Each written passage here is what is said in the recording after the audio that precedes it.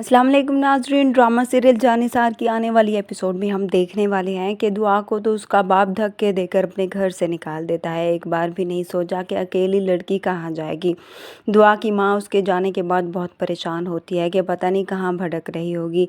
वहाँ असलम साहब को कोई पछतावा नहीं होता, बल्कि वो तो अपनी बीवी से कहता है कि दुआ करो कि वो मर ही जाए, तभी हमारे मुँह से ये स्याही मिटेगी।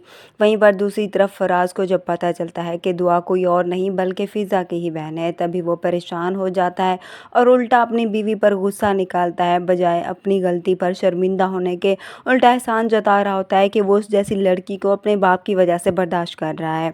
हकीकत में तो फराज को यही फ़िक्र सताए जा रही होती है कि कहीं सबके सामने उसका ये राज खुल कर ना आ जाए कि दुआ की ज़िंदगी बर्बाद करने वाला कोई और नहीं बल्कि वही है।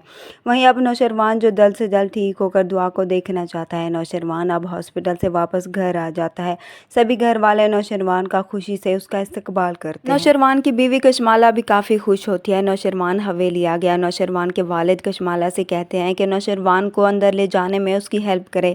कशमाला खुशी से आगे बढ़ने की कोशिश करती है तो नौशरवान वहीं उसे रोक देता है, ये कहते हुए कि मुझे किसी के सहारे की ज़रूरत नहीं, मैं खुद ही जा सकता हूँ।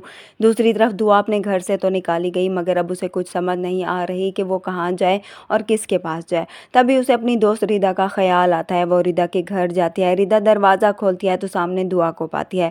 दुआ रिदा को देखकर गले लगाने की कोशिश करती है, मगर रिदा उसे पीछे हटा देती है।